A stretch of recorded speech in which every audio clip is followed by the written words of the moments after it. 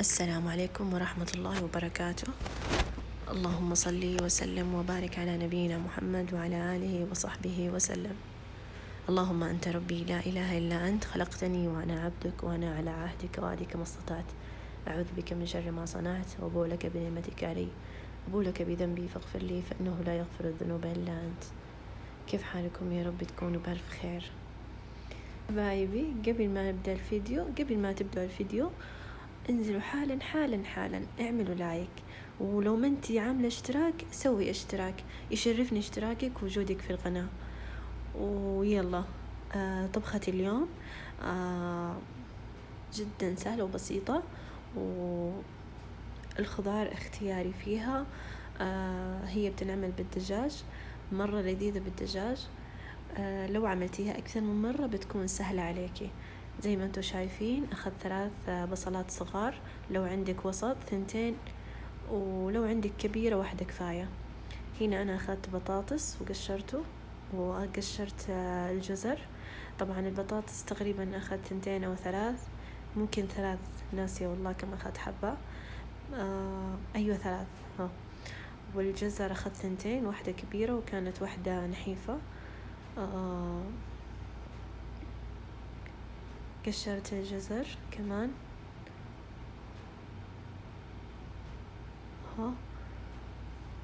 طبعا قشريهم وتقطعيهم. أنا هنا قشرتهم بعدين غسلتهم بعدين قطعتهم. شوية كانت مطفشتني لأنها كان فيها ليونة، لأني كنت مفرزنة الخضار، كانت عندي كمية كبيرة فرزنتها بدون ما أقطعها، بدون ما أقشرها أو فرزنتها زي ما هي. لما طلعتها صار فيها ليونة، كان المفروض اني اقطعها بس وقتها ما كان عندي وقت وكنت مرة مشغولة يعني، فرفعتها. البصل، شوفوا هذه القطاعة كان لها، اكيد اغلبكم يعرفها، كان لها زي الحافظة او الصحن كذا من تحت، بس انكسر علي فصارت تطفشني وانا ماسكتها. لكن تقطيعها مرة حلو، كمان حادة، مرة حادة، أنا أخاف منها أحيانا تجرح لي يدي. قطعت البصل أجنحة زي ما انتوا شايفين، بس كانت مرة رقيقة معكم. في ناس ما شاء الله بيعرفوا يقطعوها بالسكينة، أنا ما عرفت فقطعها بهذه القطاعة.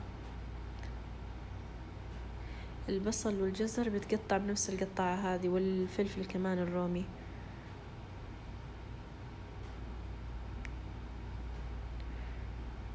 قطعت البصل. طبعا البطاطس راح اقطع بطاطس نفس طريقة البطاطس القلي، البطاطس المحمرة قطعتها قطع طويلة.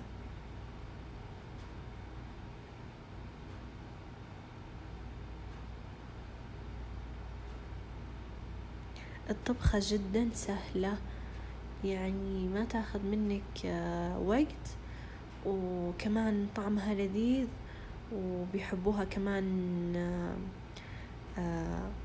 أطفالكم، جدا لذيذة.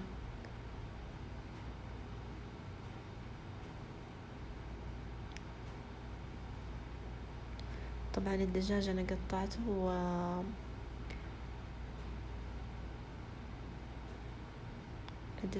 قطعته غسلته، نظفته وحطيت له زنجبيل. ما أعرف إذا أنا مصورة لما حطيت له زنجبيل ولا لا. حطيت شوية زيت في القدر، وولعت النار على الزيت هنا القلاية عشان أقلي البطاطس. نزلت البصل هنا،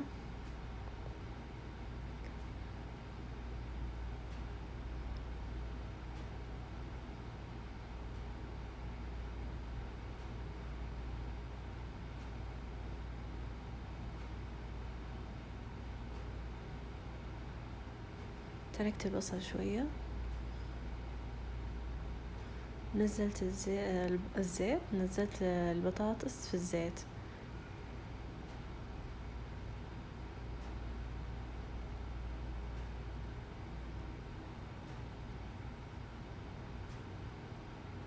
من وصفي للأكلة في الفيديو بتحسيها شوية طويلة أو ممكن متعبة أو شيء، لكن صدقوني مرة سهلة وتقدري تسويها يعني وانتي جالسة تطبقيها بتلاقيها سريعة معاكي. هنا قطعت الجزر بنفس القطاعة، والفلفل، الدجاج زي ما قلت لكم حطيت زنجبيل مطحون. الزنجبيل يحل محل الخل أو الليمون، أي شيء بيشيل لك ريحة الدجاج.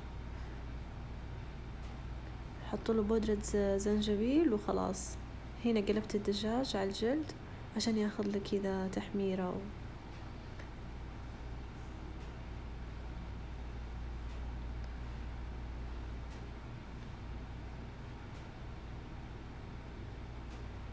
وحطيت الخضار فوقهم. طبعا الخضار اختياري، بإمكانك تحطي باذنجان، تحطي على حسب ما يحبوا أهل بيتك وما تحبي انتي. هنا حطيت الجزر والفلفل البارد. الأكلة أنا ما خليت فيها فلفل حار كثير عشان عيالي، يعني في النهاية الفلفل والملح وكذا على حسب يعني ذوقكم في الأكل. هنا حطيت فلفل أسود وكمون خفيف مرة.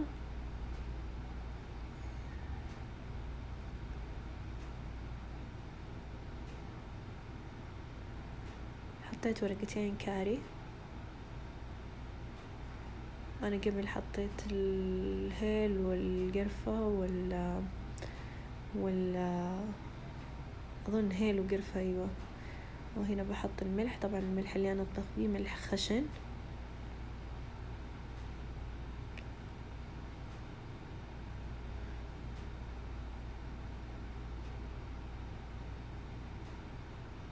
وبهارات الكاري.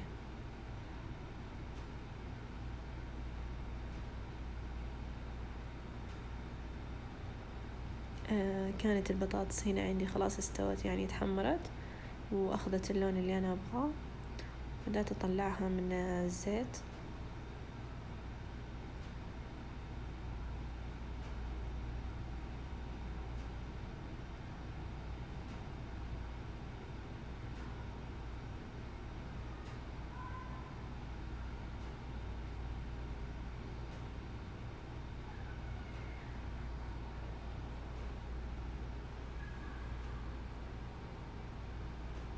طفشتني الملعقة هذه، ما أعرف ليه أخذتها. بعدين يعني فيني طبع كذا، أنا خلاص أخذت ملعقة ما أرجع أخذ واحدة ثانية، أكمل شغلتي حتى لو طفشتني بكمل شغلتي. مع إنه الملعقة اللي أنا أشيل فيها البطاطس من الزيت عندي كبيرة مرة، ما أعرف ليش راح عن بالي وما أخذتها. أخذت هذه. أهم شيء إني كنت صاملة يعني وكملت لحتى آخر واحدة. هنا بدأت أقلب اللي حطيته في القدر، الدجاج والخضار والبهارات.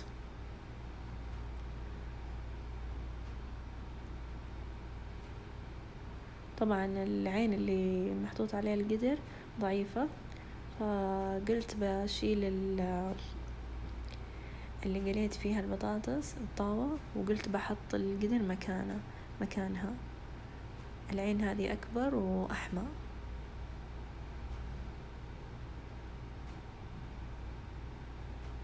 كملت الطبخة على العين الكبيرة والنار عالية.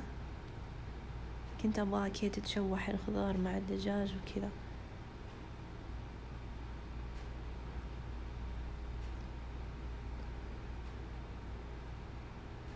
ضفت لها ملعقة صغيرة كركم، بس أنا وقتها ما صورتها. طبعا هنا عندي قارورة الموية الربع، مو النص، الربع صغيرة.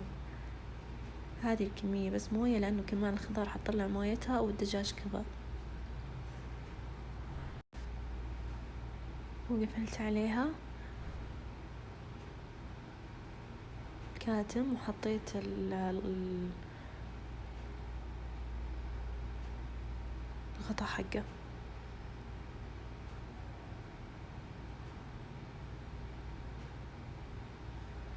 طبعا تعطيها تقريبا ربع ساعة بالضبط، يعني من 10 إلى ربع ساعة. هنا حطيت شعرية طبعا جنبها على حسب، يعني في ناس يأكلوها بالخبز. بالخبز صراحة، بالخبز الأسمر مرة لذيذة. بالرز حطيت شعرية، طبعا الرز بسمتي، حطيت مع شعرية يعني كتغيير، يعني عشان الرز الأبيض يعني كثير ناكله، فعشان التغيير حطيت حطيت مع شعرية. انتظرت لما الشعرية صارت ذهبي تقريبا.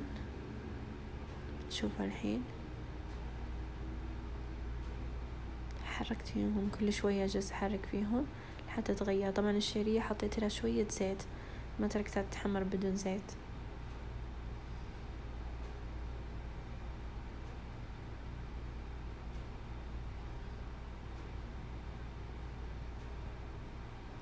في الوقت اللي الشعرية تحمر فيه أخذت الصينية وبدأت أنزل فيها البطاطس اللي قليته.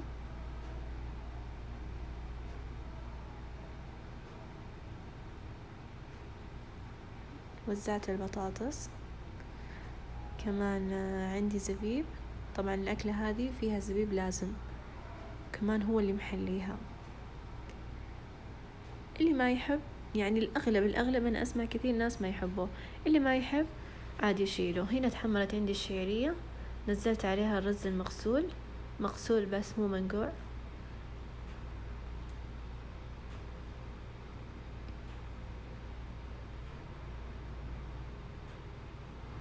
وقلبتهم على بعض.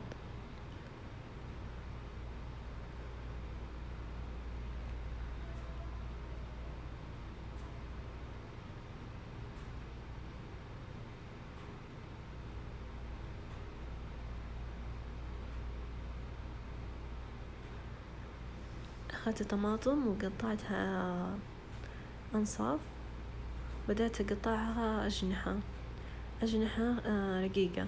حاولوا قد ما تقدرون تقطعونها رقيقة. أنا لأنها ما تتقطع معي الطماطم عشان فيها موية وتصير لينة، فما تتقطع معي بالقطعة اللي قطعت فيها بأول الفيديو، تمسك فيها. فحاولت قد ما أقدر إن أنا أقطعها لينة، مو لينة، معلش، أقطعها رقيقة، تكون أجنحة رفيعة.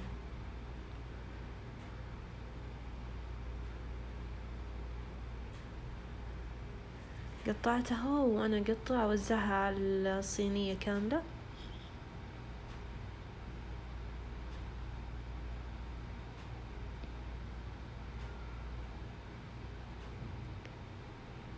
بالضبط زي كذا. الرز هنا غلينا الموية، بدأت أنزل الموية عليه.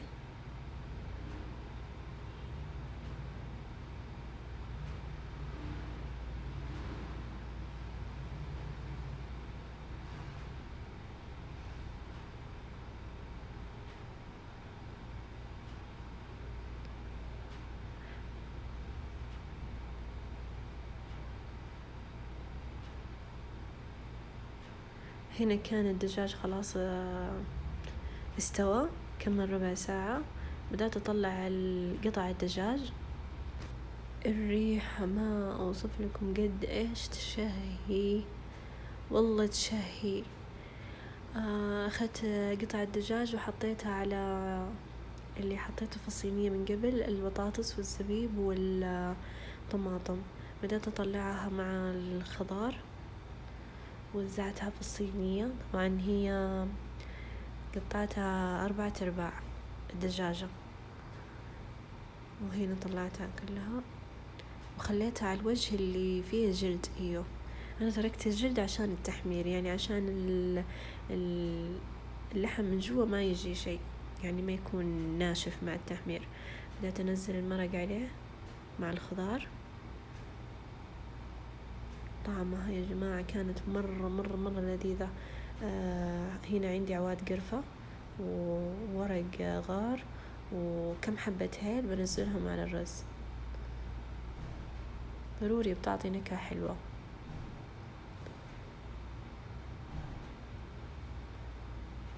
الصينية ندخلها الفرن. طبعا هنا استوى الرز، يا وهنا استوت الصينية بعد التحمير. الريحة شي من الآخر. لا تنسوا اللايك والشير والسبسكرايب. ضروري انزلوا الحين وفعلوا جرس التنبيه. ومع السلامة حبايبي.